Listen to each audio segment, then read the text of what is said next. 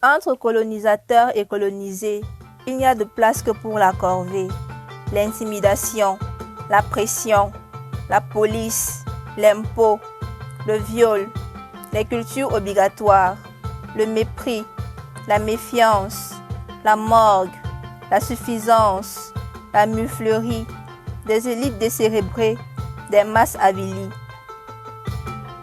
Aucun contact humain, mais des rapports de domination et de soumission qui transforment l'homme colonisateur en pion, en adjudant, en garde-chiourme, en chicotte et l'homme indigène en instrument de production. À mon tour de poser une équation. Colonisation égale chosification. J'entends la tempête.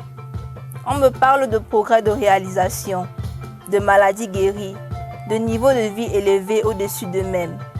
Moi, je parle de sociétés vidées d'elles-mêmes, des cultures piétinées, d'institutions minées, de terres confisquées, de religions assassinées, de magnificences artistiques anéanties, d'extraordinaires possibilités supprimées. On me lance à la tête des faits, des statistiques, des kilométrages de routes, de canaux de chemin. On me lance à la tête des faits, des statistiques, des kilométrages de routes, de canaux, de chemins de fer. Moi, je parle de milliers d'hommes sacrifiés au Congo-Océan. Je parle de ceux qui, à l'heure où j'écris, sont en train de creuser à la main le port d'Abidjan. Je parle de milliers d'hommes. Je parle de millions d'hommes arrachés à leur Dieu, à leur terre, à leur habitude, à leur vie, à la danse, à la sagesse. Je parle de millions d'hommes. Je parle de millions d'hommes à qui on a inculqué savamment la peur, le complexe d'infériorité, le tremblement, l'agenouillement, le désespoir, le larbinisme. On m'en donne plein la vie de tonnage de coton ou de cacao exporté, d'hectares d'oliviers ou de vignes plantées. Moi, je parle d'économie naturelle, d'économie harmonieuse et viable, d'économie à la mesure de l'homme indigène désorganisé, de culture vivrière détruite, de sous-alimentation installée, de développement agricole orienté selon le seul bénéfice des métropoles, de rafle de produits, de rafle de matières premières. On se targue d'abus supprimés. Moi aussi je parle d'abus, mais pour dire qu'aux anciens, très réels, on en a superposé d'autres très détestables. On me parle de tyrans locaux mis à la raison, mais je constate qu'en général, ils font très bon ménage avec les nouveaux, et que de ceux-ci, aux anciens, et vice-versa, il s'est établi au détriment des peuples un circuit de bons services et de complicité.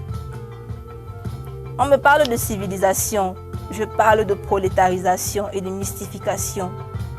Pour ma part, je fais l'apologie systématique des civilisations para-européennes.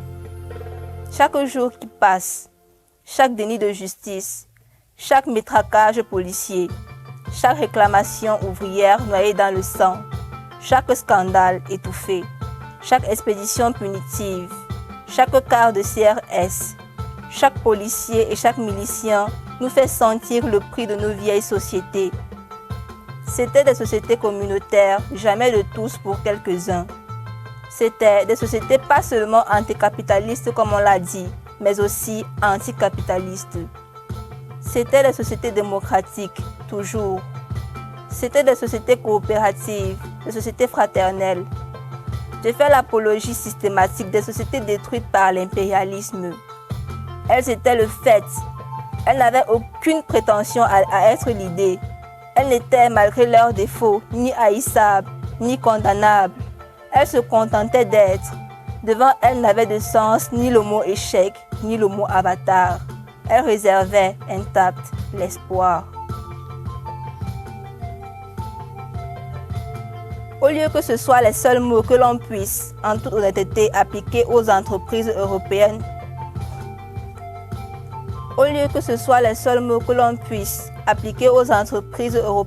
hors d'Europe, ma seule consolation est que les colonisations passent, que les nations ne sommeillent qu'un temps, et que les peuples demeurent.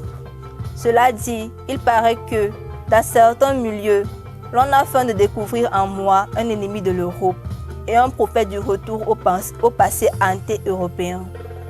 Pour ma part, je cherche vainement où j'ai pu tenir de pareils discours, où l'on m'a vu sous-estimer l'importance de l'Europe dans l'histoire de la pensée humaine, où l'on m'a entendu prêcher un quelconque retour, où l'on m'a vu prétendre qu'il pouvait y avoir retour.